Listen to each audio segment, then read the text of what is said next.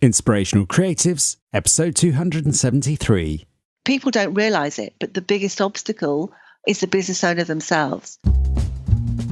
Welcome to Inspirational Creatives. I'm your host, Rob Lawrence. Join me every Friday as I chat with successful artists, producers, and creative entrepreneurs who share powerful stories and strategies. They can help you to create the life that you want.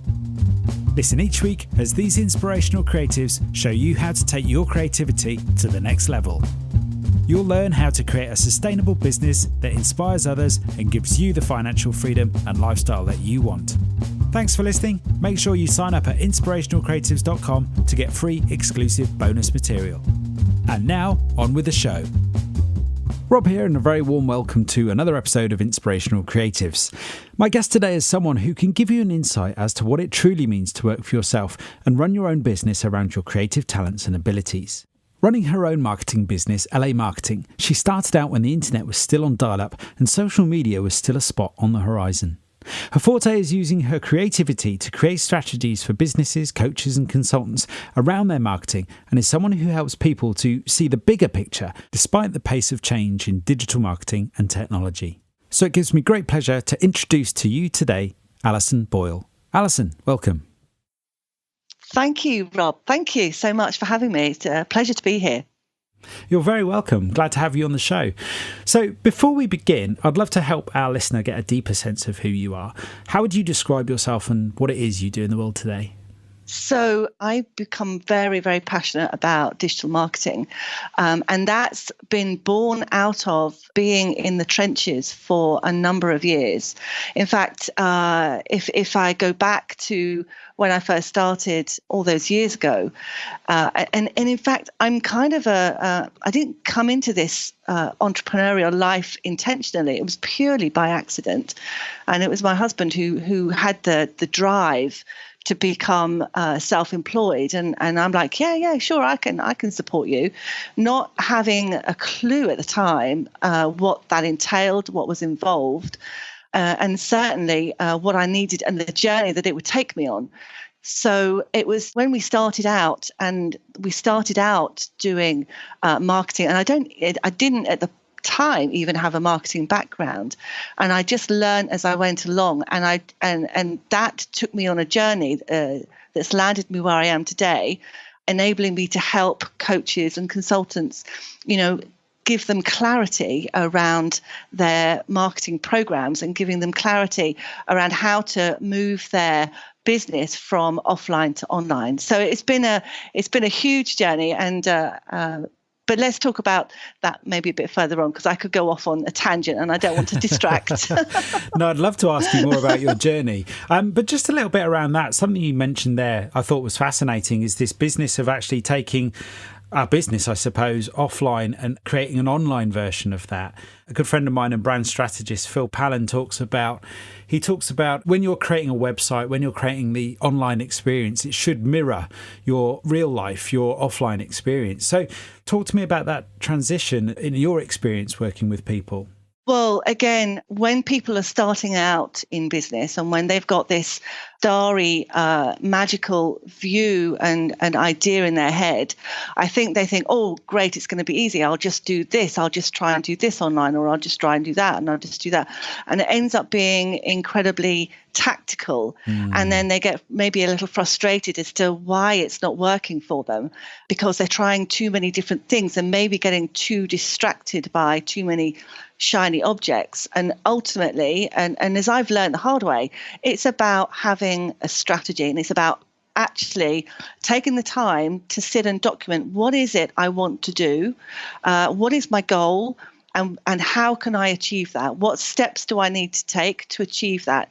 So it's about setting your objectives, being very, very clear on what those objectives are, and incorporating within that, okay, well, the next question is, well, where's my audience?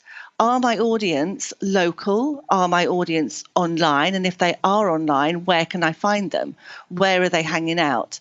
And that's the key. I think a lot of people who transition from moving offline to online don't take the time to really fully understand who their audience is. Got it.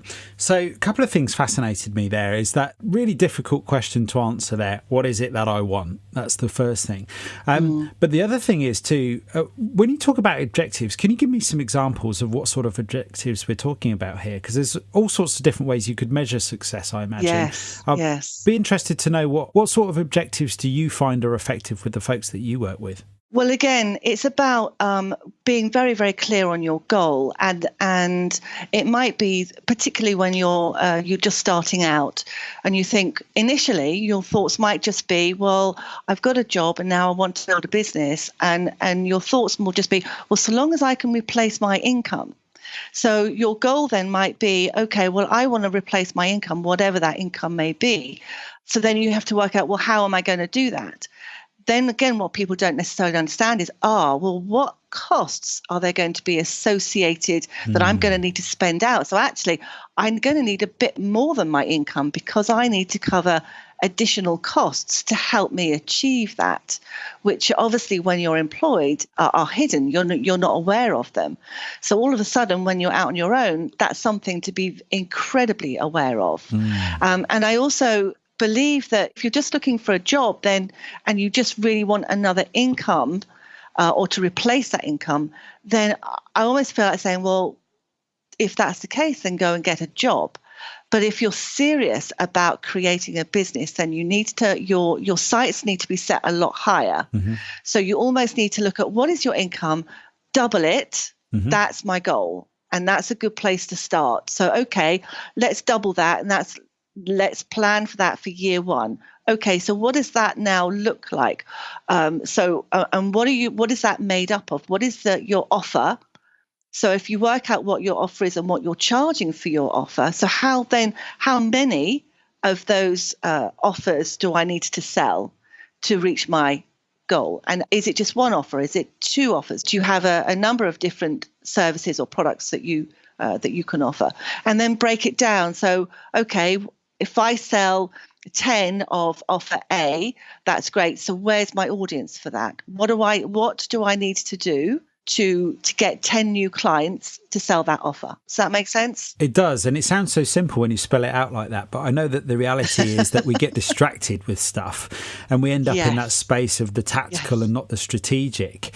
How do you help people keep their hands off from that stuff or keep focused on the real goals here? Well, again, I can genuinely speak from experience. You get distracted because when you're on social media, you get bombarded by people saying, oh, this is working, try this. You want to try this? Oh, this is working, buy this course, buy that course. And you go off on all these different tangents without any real goal, without any real outcome, and without looking at it from the point of view as, will that help me in my business? So you have to be very, very focused on what outcome you want. And that comes from having the strategy. So going back to what I was saying about your offer, have clarity around your offer, then look at these other things and think, is that going to help me?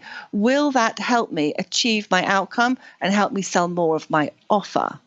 If it doesn't, then don't do it. But if it does, then happy days, then do it.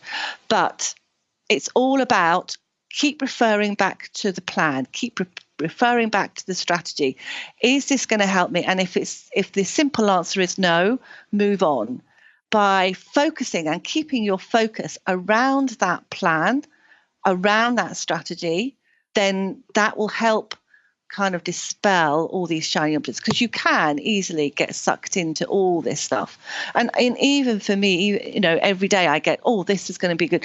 And I'm like, do I need that? No. And also because that's going to affect your bottom line. And then all of a sudden you're going to think, I've spent all this, and this, and then I've suddenly run out of cash. And I'm not earning and I'm not achieving what I need to achieve.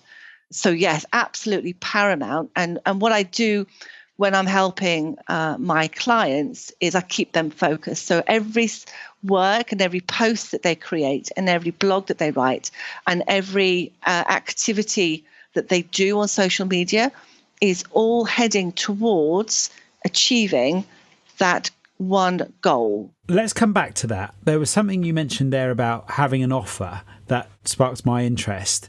How did you go about developing your first offer when you first started out?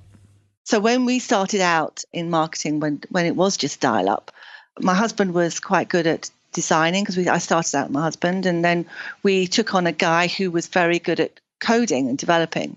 And so we thought, well, the two together, we might be able to make websites. And again, long story short, that's how we started. So our very first offer when we first started out was, let's build a website.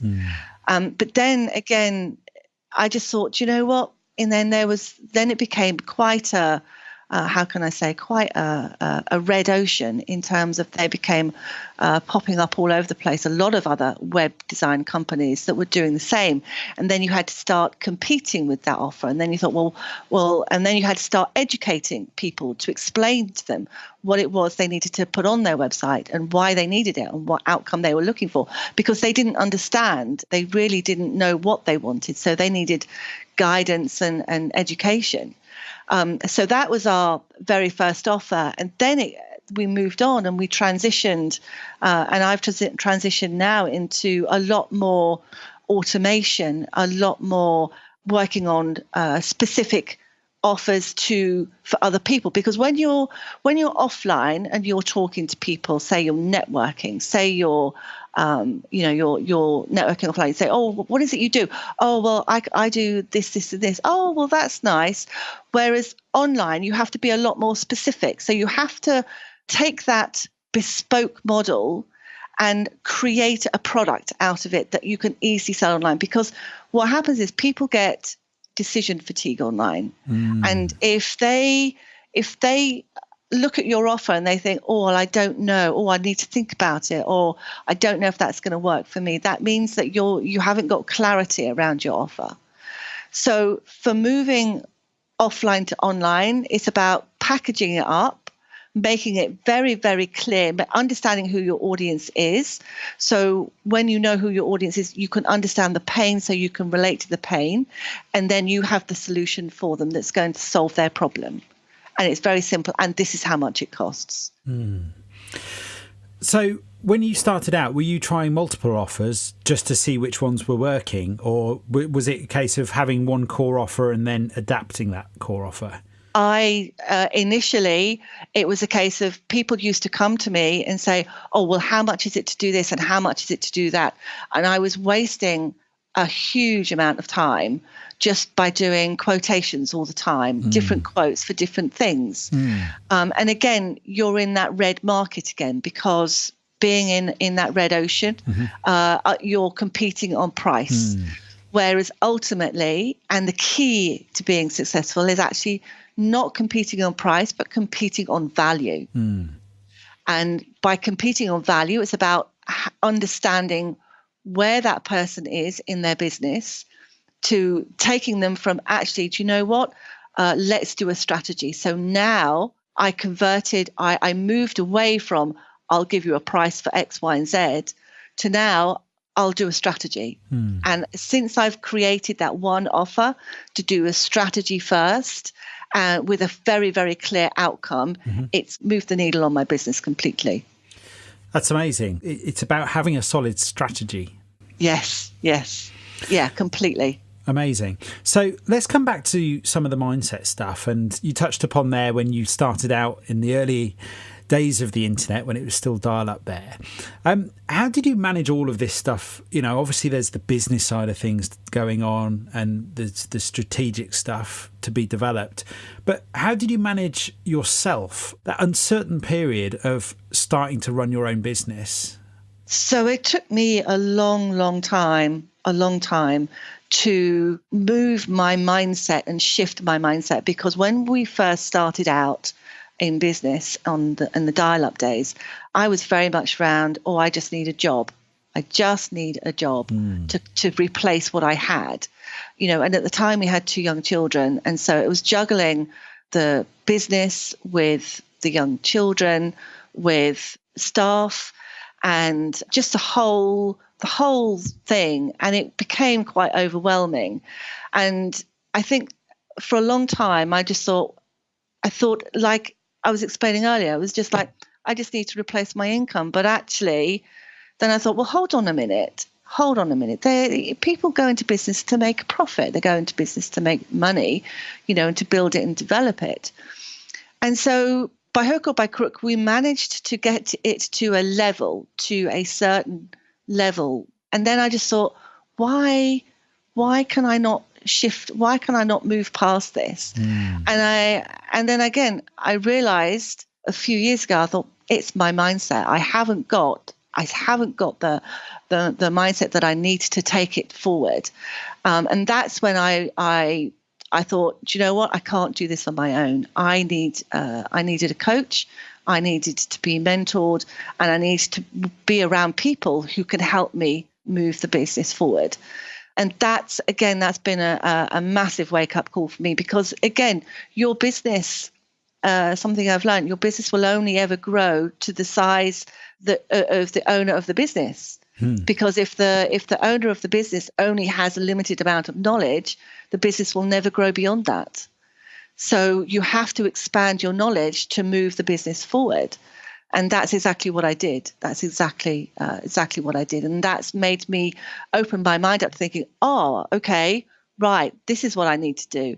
And then as soon as I started to go strategy first, and which allows me to get under the skin and add so much value to a business, then they could see how I could help them take their business forward and take it to the next level. So was this a case of applying what you're essentially helping other people with now, with this business around strategy first in that sense? Is that what helped you through that the uncertainty of starting out and going out on your own? Yes, definitely.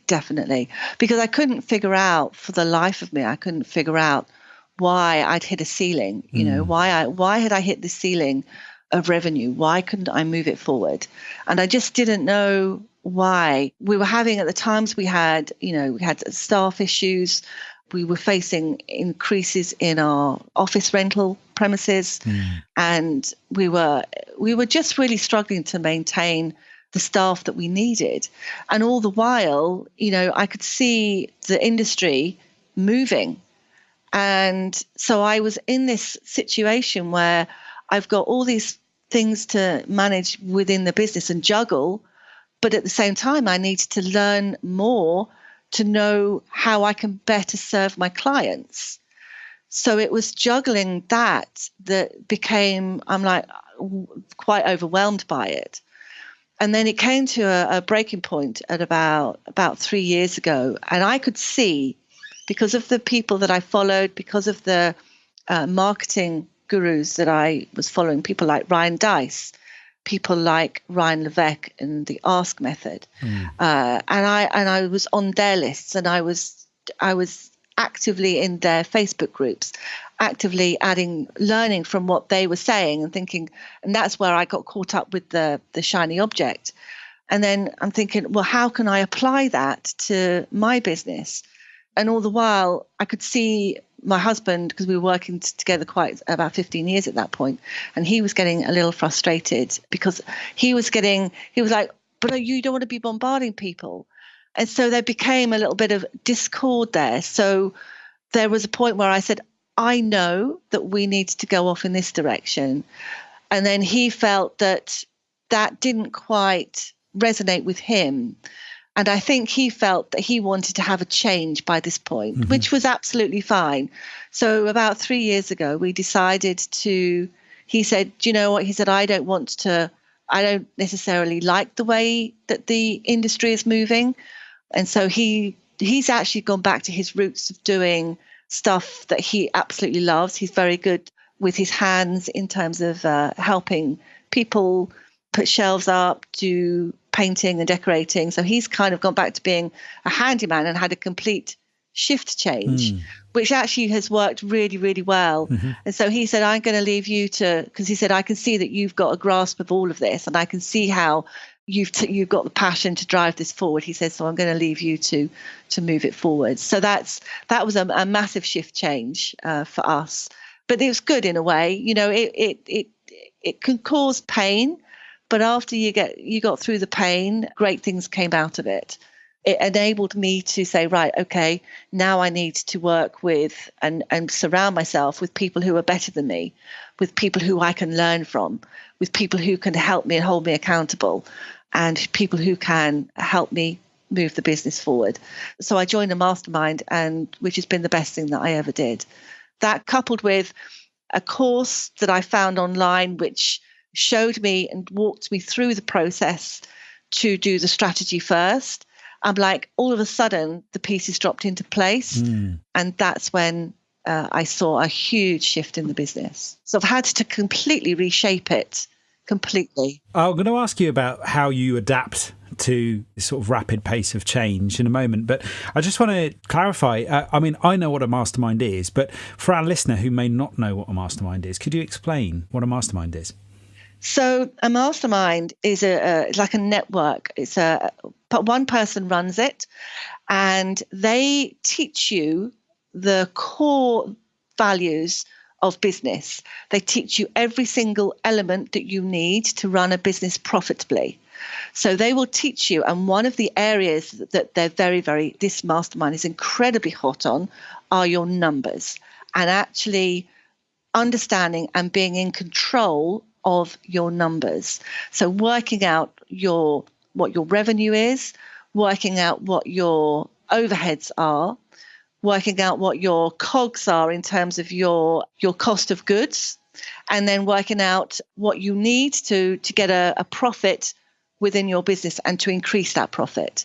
So there are people within that mastermind, and there's one chap actually in particular that stands out a mile. He runs a roofing. Well, actually, I say roofing. He converts people's roof space into storage, into better spaces in your house. So we all have, a lot of us rather, have houses where you've got pitched roofs, and he'll convert that space into either, as I say, storage or extra rooms for the house and all that kind of stuff. And he was really struggling in his business to the point where he said, I used to have, occasionally I used to have, £3,000-4,000 in the business, and then I paid out all the bills, and then I didn't have anything.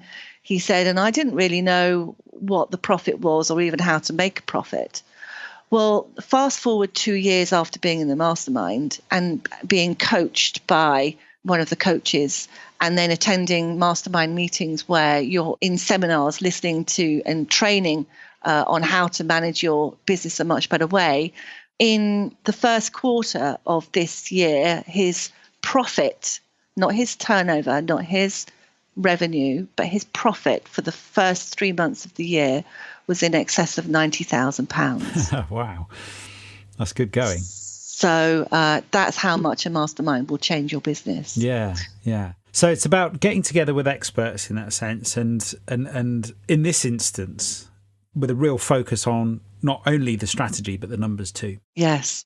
One of the things that often comes up for me when I speak with other business owners and other podcasters, in fact, about their podcasts, is what the right measure of success is, or what their measure of success is, and how they're measuring and that. And I think from my own experience, it's really important that we do have numbers of a sort, or some kind of feel for what, coming back to what we were saying earlier, what is it that we want in that sense? Yes. And say, for instance, if you're looking at a business of, say, £10,000 a month, £120,000 a year in revenue. So if you're looking to get £10,000 a month, what activities do you need to achieve that? And what's it going to cost you? Because it could be that you need to outsource, or you need to employ a member of staff. So you look at those costs. They'll be your overheads. It could be that you'll need to outsource some of your marketing. What are those costs? And then in order to deliver your product or your service, maybe you need to bring in another coach or another trainer or another person in order to deliver that, or in order to provide that service. So that then becomes, the cost of goods. So it's about really understanding your costs, and also looking at every single cost that is going out in your business and thinking, do I need to spend that? Is this really necessary? And cutting your costs to the bone, because the number of businesses that are paying out money where they don't need to. Again, that's taking it off the profit line. That's taking it off the bottom line and looking at your expenses to think and ask yourself the question, do I really need to spend this? Is this absolutely crucial to moving my business forward? That's really powerful. The thing I kept hearing there was the business of the costs. And I hear that occasionally, but I hadn't heard the emphasis in that way before. And I really like it. In fact, I heard it recently when it was somebody actually, they were talking quite randomly for me to be hearing this conversation, I mean, about trading. And actually, really successful financial traders, they worry more about the costs than actually the profit, because they know that if they handle the costs, the profit will come. And I thought that was really, really interesting. And that key question that, to paraphrase what you just said there, do I need to invest in this thing? What's the return on that investment going to be? Exactly. I mean, everyone's going to have fixed costs. Of course, they'll have their staff. They'll have the VAT, obviously. They'll have the tax they have to pay, the money you have to put away for the tax man. And because that's important to allocate that, as the money comes in. There's a great book I've read, or I'm reading actually, called Profit First. If you're starting out in business, or even if you've been going for a while and you're not really on top of your finances as much as you think you are, which I can probably guarantee would be most people, by moving the money as it comes in and allocating that money into different accounts as it comes in, you will be amazed at the difference that will make to your bottom line. So when the money comes in, okay, right, that's the VAT, move that to the VAT pot. That's for staff. Let's move that to the staff pot. This is for the tax man. We'll move that to the tax man pot. And then you'll have a little bit left, and with whatever's left, then put that that's your profit pot. So keep your profit pot separate, but do it as you go, rather than being surprised at the end of the financial year when your accountant turns around to you and says, "Oh, by the way, you owe HMRC, £20,000. You think, well, where's that going to come from? Yeah, right. Yeah. I love the way that you break that down and split it out. I mean, it sounds so simple, but I appreciate how complex it is to implement this stuff. But what I love about it is you have the strategic plan there, and then you know what your offer is. Hopefully, you've got some, or at least a good idea of what the costs are going to be to deliver on that offer. Yes. And then you can really play with the numbers here and get really no reason to get it wrong. But obviously life happens. Coming back to this point of uncertainty, which I touched upon earlier, I can see how having a strategy like that, it gives you a sense of control. It helps you to create more certainty about what it is you're doing. And I think you nailed it there when you said control, because again, when people enter and start out in business and start out building a business, oftentimes things happen, life happens, situations happen. And then it's very easy for the business to then control you. And then if the business is controlling you, then that can be incredibly stressful. And so the key is at all times to control it, because we all go into business, to make money and to make a profit and to serve our clients in the best way we possibly can. And so the more you're able to control that, and again, internally, you control it by putting systems in place. Another area that business owners fall into, the trap they fall into, is that they keep a lot of their learnings and the knowledge in their head and not offloading it and not sharing it. And if they don't offload it and they don't share it, then when things go wrong, guess what? They're the only person that can fix it. Whereas if they had a system in place where if something happened, I mean, because situations do happen that sometimes, are not great, but we have to deal with it. And if they had a process in place and a system in place, effectively, if you create like an internal well-oiled engine, then the business is less reliant upon you. And therefore that takes the stress away from the business owner. That makes perfect sense to me, because in some respects, one of the things that's come up for me is I get in my own way. Yes. And I realise that I'm the bottleneck. It's partly delayed gratification, I suppose, but there is some liberation, or a lot of liberation, that comes with actually finding somebody else to do that task, or finding a system. It might be something that could be automated. Yes. But Yes. it prevents me from being the bottleneck. And you're absolutely right. People don't realize it, but the biggest obstacle is the business owner themselves. And it goes back to what I was saying about the business will only ever grow to as big as or as much as the business owner knows. It will never grow beyond that until such time as the business owner steps out of their own way and realizes that ultimately they need to offload. They need to get other people to do the tasks that they're doing, and they need to actually then that allows them to then take a helicopter view of their business. And because if I said to you or anybody listening, if you could take a helicopter view of your business, what does it look like? Is it sellable? Would it be sellable without you in it? Because again, if the end game is you want to sell your business 5 years down the road, it's not worth anything while the knowledge is still in the business owner's head. Absolutely nothing. So that's why having the engine, having the systems, having the processes in place internally so that you can step away and know that things will be dealt with because you know you've got people in place to do that is incredibly powerful. And then it allows you then to take a step back and say, actually, this is working perfectly now. I can now move away and I can now look at setting up another business, or I can now look at scaling it and doing this.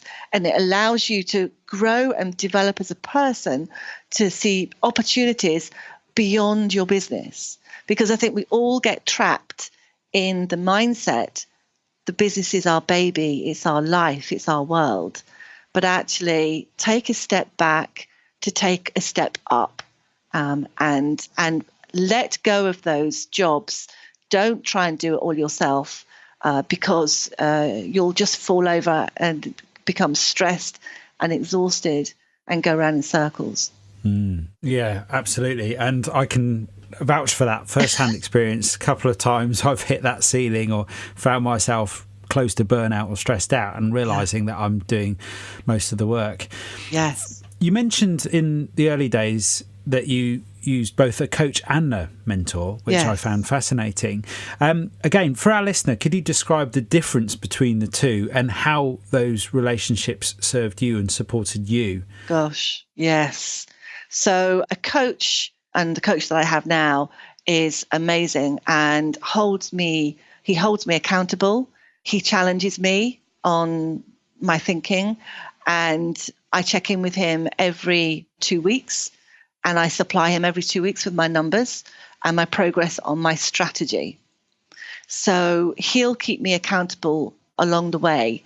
With my mentor is unbelievable. She's there for me, and she's there to keep my eyes on the bigger goal. She's there to tell me what's possible and share with me the next level, if you will. She's just incredible.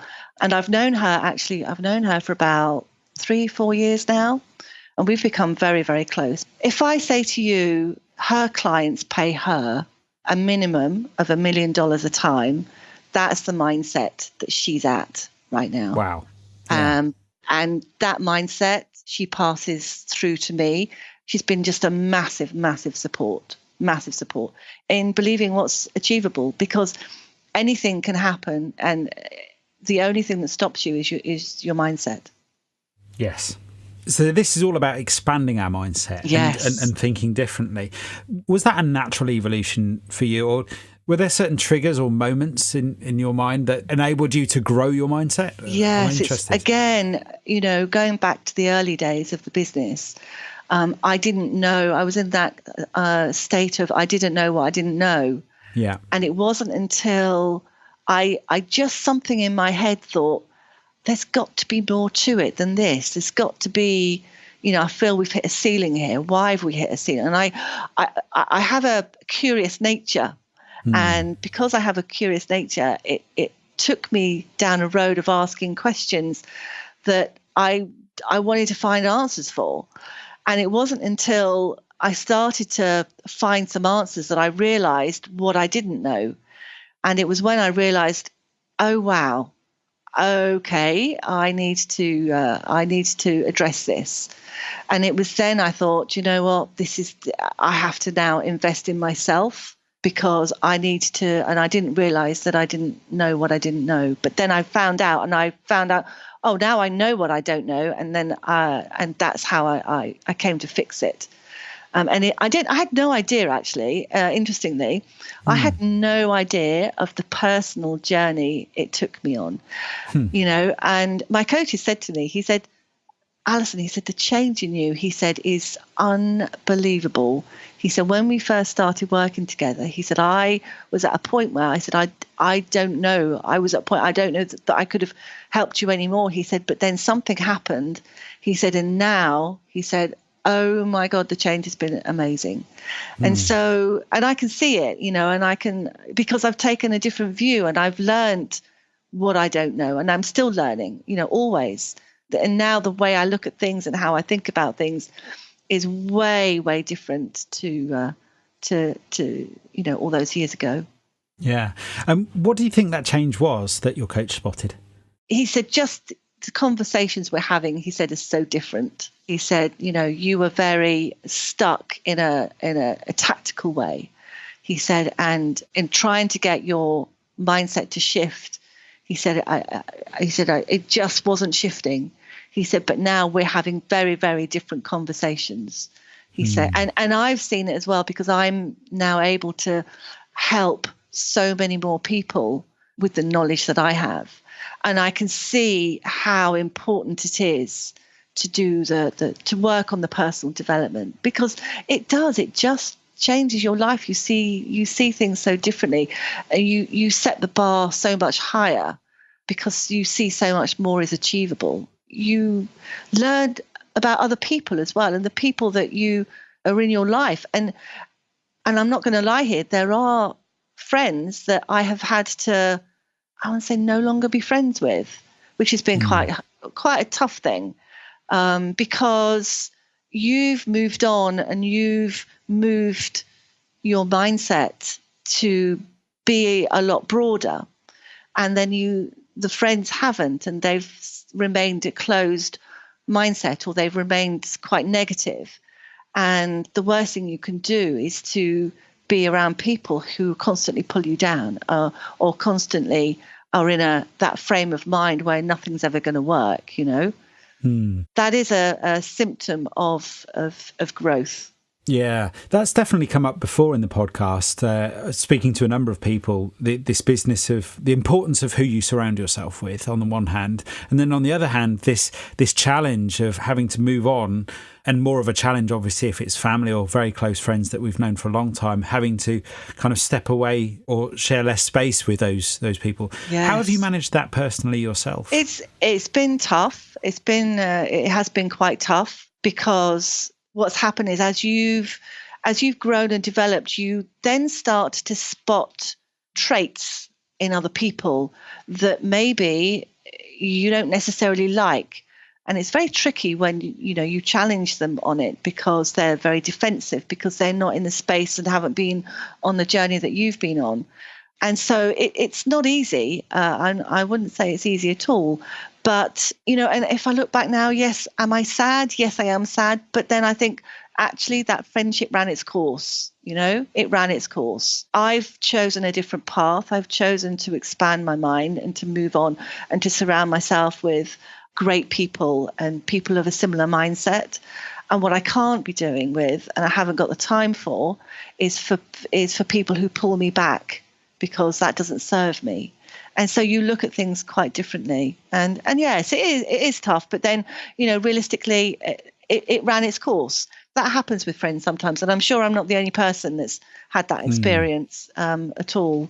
I'm sure other people have felt that. It's definitely been true for me and my wife too. We found that the more we've evolved, so to speak, in terms of our own mindset and interests that have surrounded and choices that have come with that, we found our social circles have changed too. It's interesting, actually, most of the people I now choose to surround myself with would say the same thing as well. They've had that same experience as well, which is really interesting. To kind of summarize some of the stuff that we've talked about, and there's some fascinating insights here, really.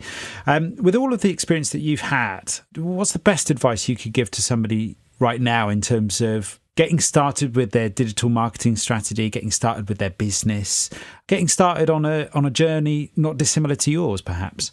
The first thing that I would say, I want to say it to my younger self, actually. The first thing I would say is, first of all, make a decision that are you going to just create another job for yourself, or are you serious about your business? Because if you're serious about the business, then seriously look at getting your mindset to that point where you are a business owner and you're not an employee. So first thing I would address is your mindset and get to that point where you cannot do everything, and nor should you.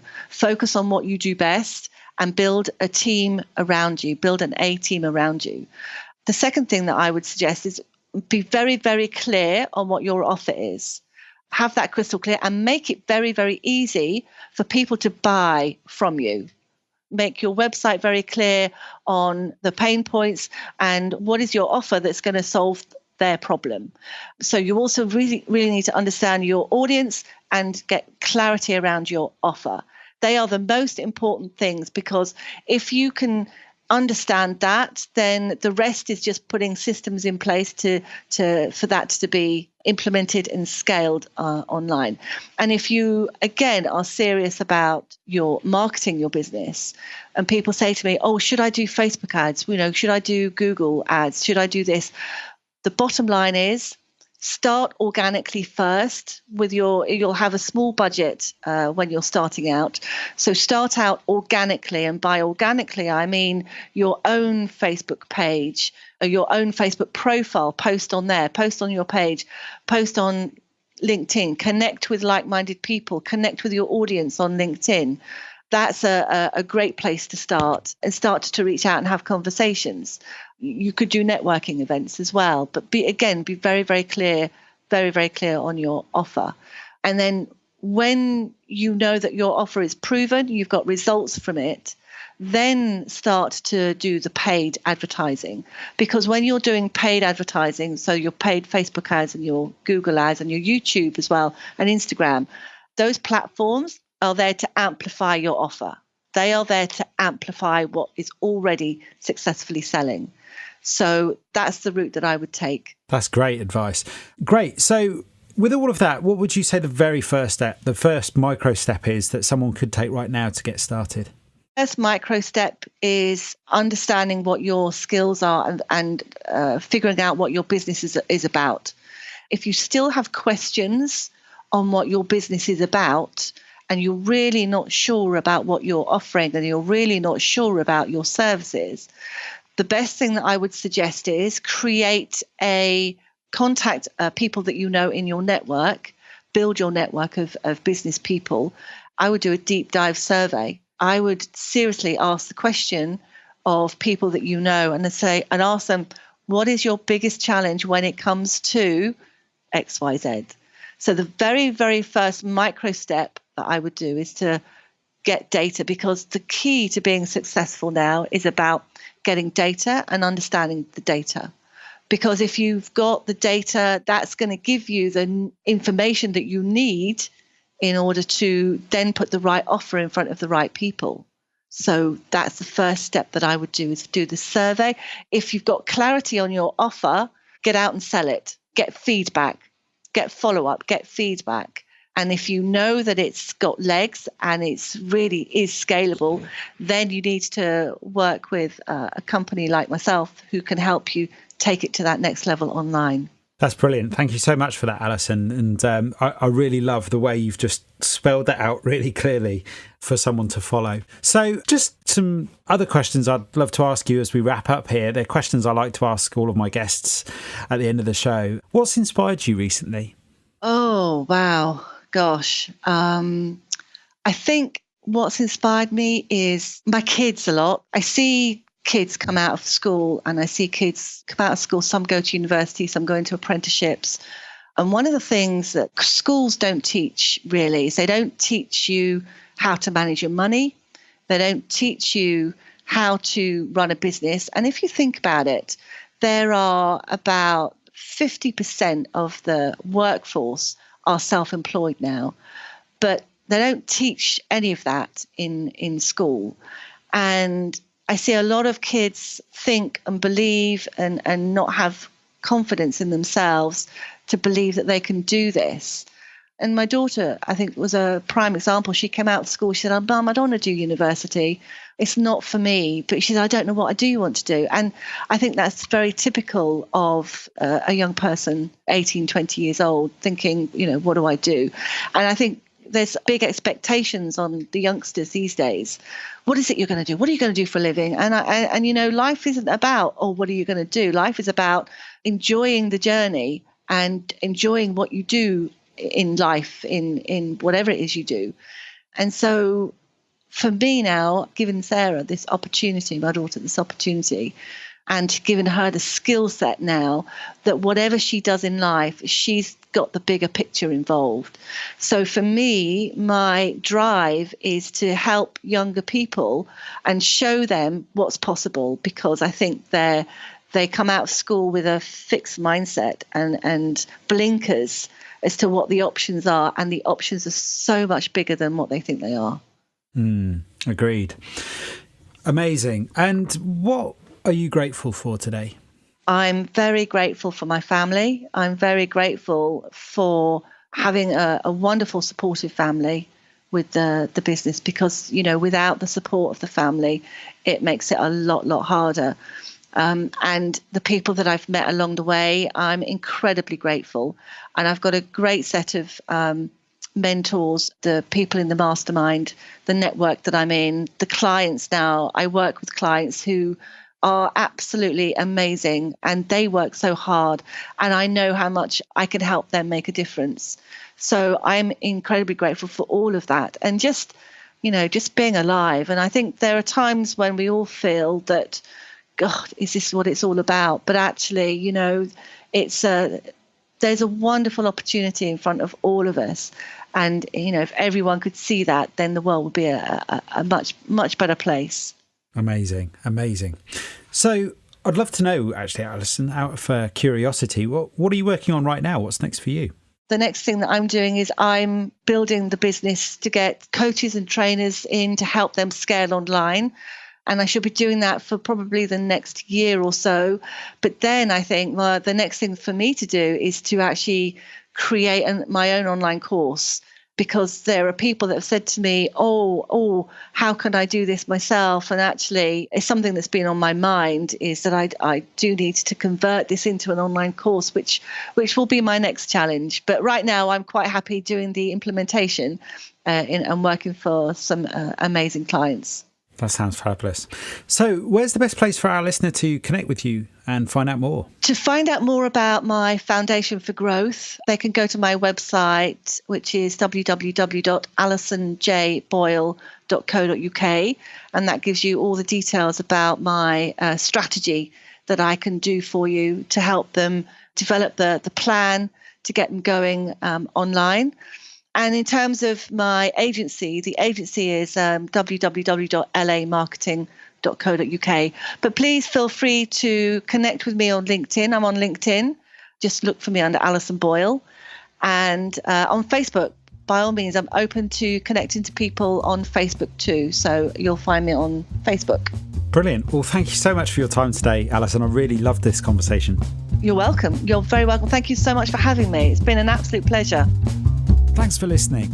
Nothing beats the stories and advice of an expert to help you raise your creative game. I would love to know what you thought about today's episode, so don't forget to subscribe in iTunes, where you can rate and review the show. If you like this episode, I invite you to share it on Facebook or Twitter with the one person you know who will benefit from the wisdom shared here today. You can find the show notes on inspirationalcreatives.com/podcast. If you have a burning question or a great idea for a guest, head on over to inspirationalcreatives.com/contact, where you can connect with me there.